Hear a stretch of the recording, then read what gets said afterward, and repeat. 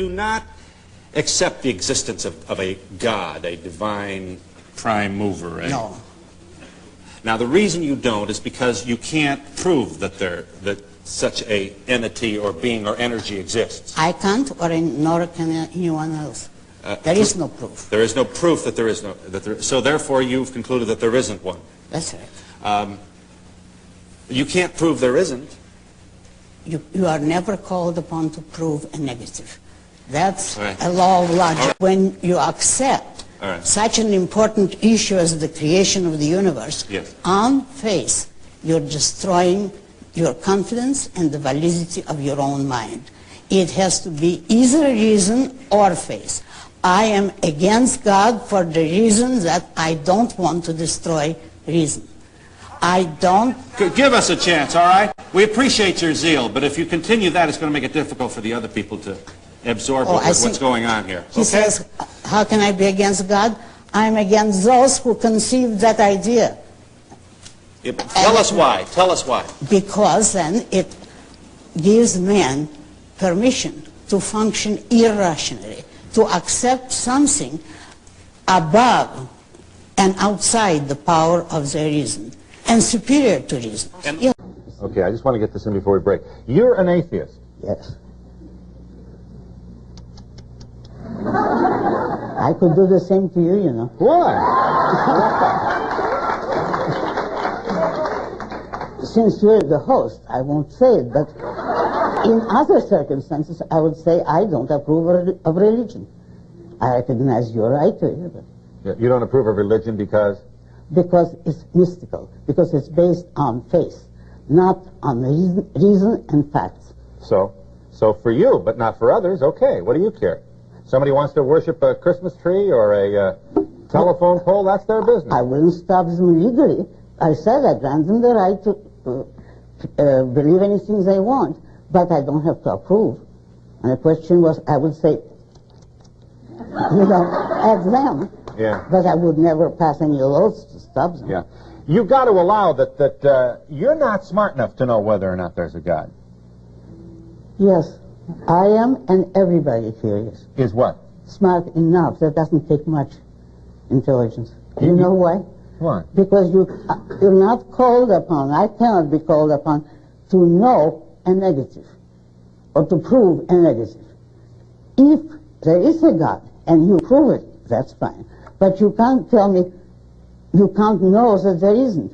I would say, yes, I know that there isn't because I've been given no evidence. I think atheists are as arrogant as many of the so-called Christians or religionists that you decry. I'm saying... Arrogant in what way? In that you are here with your certainty saying there is no God, and anybody who believes there is it is almost a suggestion that you're foolish if you believe that there is.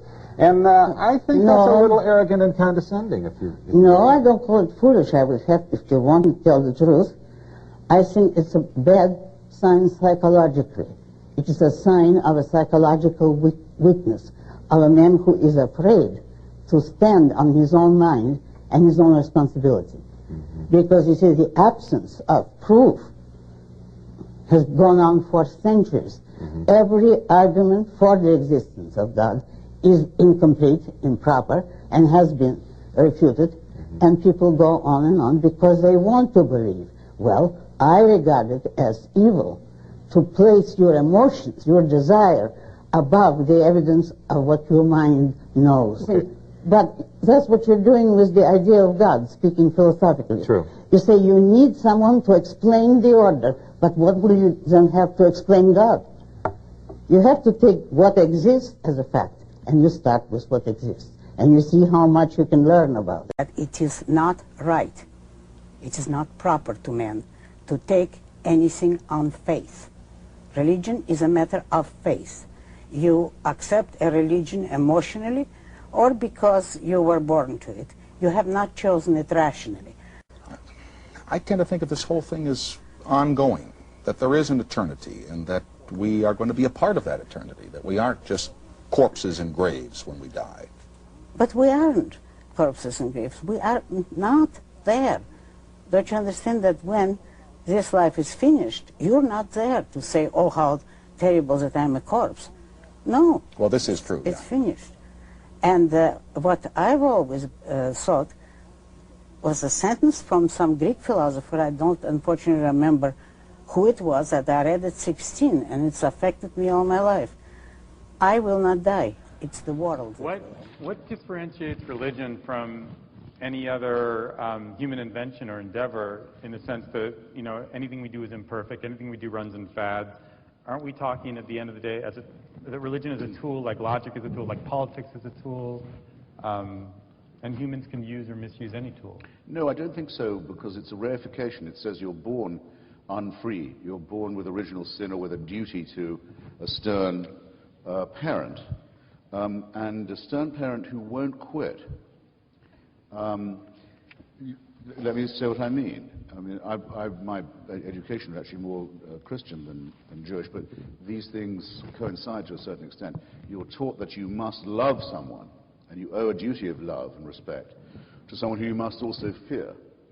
There's something to me rather sinister in the idea of compulsory love that must be owed and paid as a debt to someone of whom you're slightly terrified. You're just talking about Jewish mothers. Well, yes, and who... Well, no, it's more the...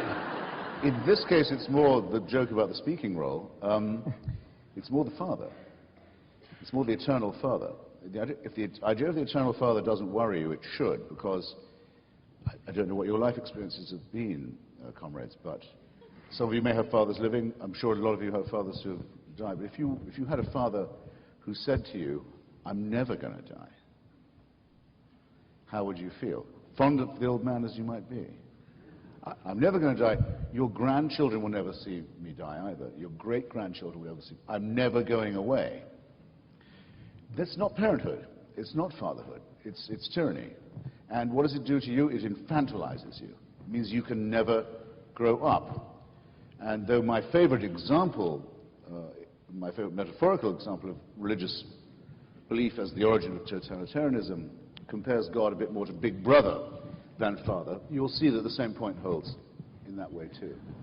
So who wants it to be true that they can never break away from an absolutely unalterable authority? It's quite different from every other man-made illusion. And I believe that the emancipation from it is the first emancipation that we have to conduct for ourselves. We can't be free till we break that chain. I think that there's a certain impoverishment of... Oh, go ahead. I don't want to step on your congregation. My wretched congregation. Applause. Right. Some congregation. Actually, that was my congregation. They're charitable by nature.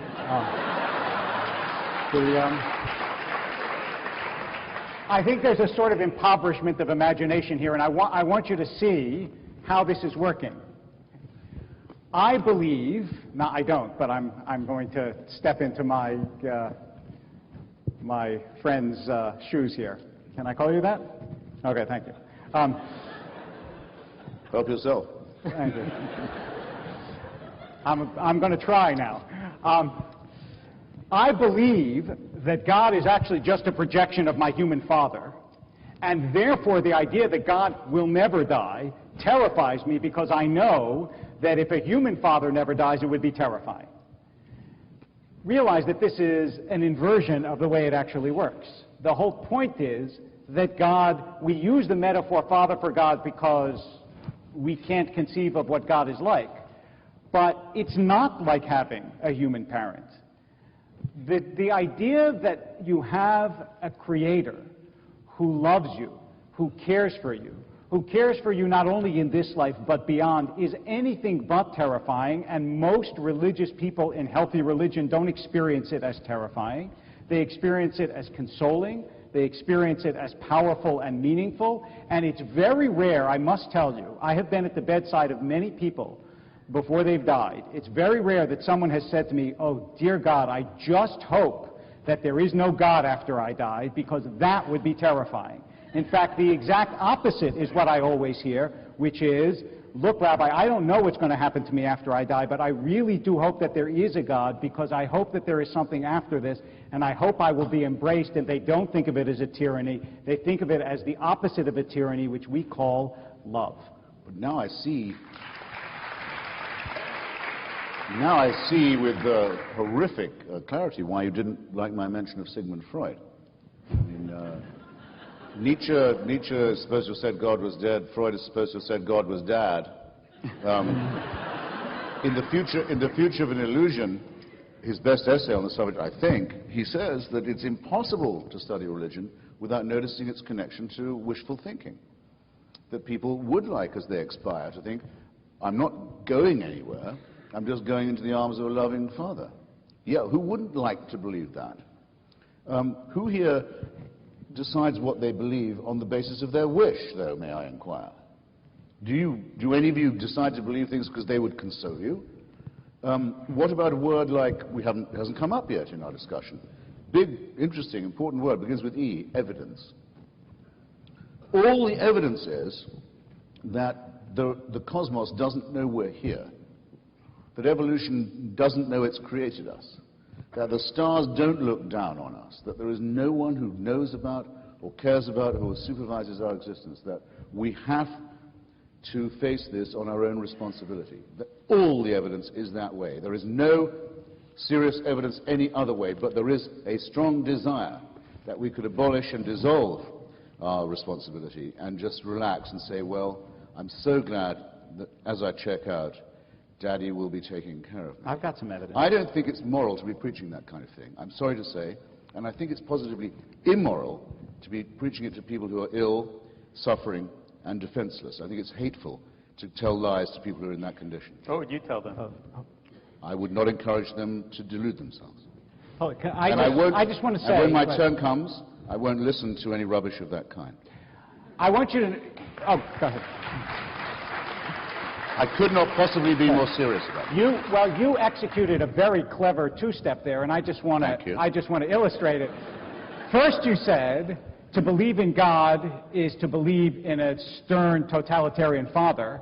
And when I pointed out that that's not the religious belief, you said, aha, to believe in God is wishful thinking, which is not true. Now, you can't have both. Yes, I can. So yes, you can, right. So let's take number two, where you said there's absolutely no evidence that the universe knows we're coming. Actually, there's two kinds of evidence. The first is that the universe exists in the first place, which, as you know, is an extraordinarily improbable event. Just look at a book like Martin Rees's Just Six Numbers, where he talks about, as many astrophysicists do, the odds that the universe would actually be constituted are 0.0000 to the billionth power, because all these various astronomical constants have to be exactly right, balanced on a knife edge, in order for there to be a world. So that's the first piece of evidence that the world knew we were coming. And the second piece of evidence is consciousness, which is, how do you get consciousness from inanimate stuff? If the world is composed only of stuff, how do you get ideas? How do you get my throwing sounds up into the air and somehow you catch them and your minds are changed or not changed by them? In fact, I think there's a lot of good evidence, if you want to open yourself to this possibility, that not only did the universe know we were coming, but it made provision for us, and if you'll allow me to, is glad we're here. No, I won't allow you to. I by no means permit that, but first, to your first point, yes, there's no contradiction whatever in saying that the image of God as a totalitarian dictator and the image of God as a benign paternalist are contradictory. There's absolutely no difference between the two concepts. What dictatorship has not said that it's there for benevolence? That is the selling point of dictatorship. You don't have to worry. You don't have to vote. You don't have to be citizens. You don't have to think. We'll publish the newspapers for you. You don't have to publish your own. We'll do that all for you. That's the whole point. You're not needed. You're just there to applaud and to thank. That's the whole point to begin with. The whole horror, to me, of a dictatorship would be that it would say it was for my own good.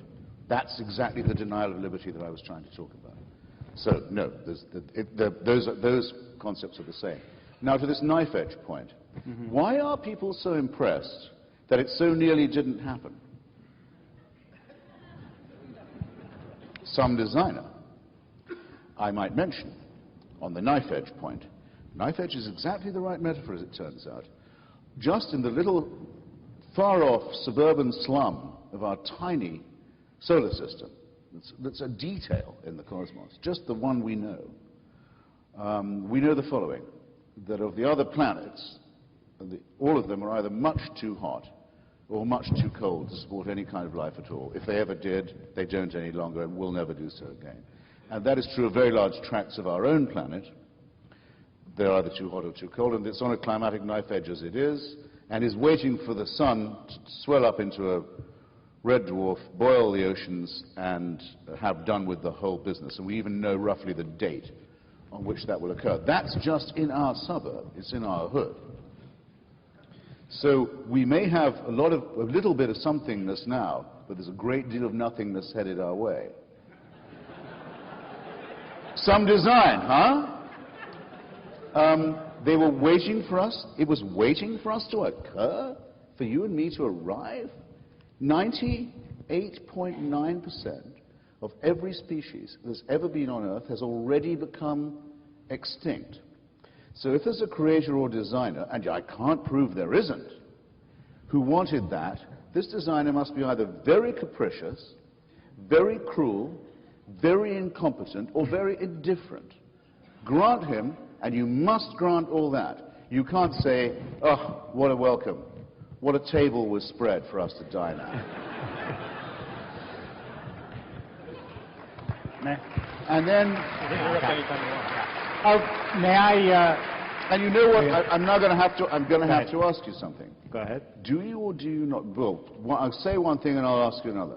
In the night sky, ladies and gentlemen, you can already see Lawrence Krauss's columns on this and on the rate at which the universe is continuing to expand, the red shift, the way at which the Big Bang is still blowing us hugely further apart, so that you can see the heat death of the universe actually coming. We know the date of that too. Well, in the night sky, you can now see the Andromeda Galaxy headed on direct course for ours. It's coming. We know the date when that will happen too. That's when our somethingness, even more nothingness, will... It's just a matter of which of these occurs first. So that's what the capital E evidence is, and there's no counter-evidence for it.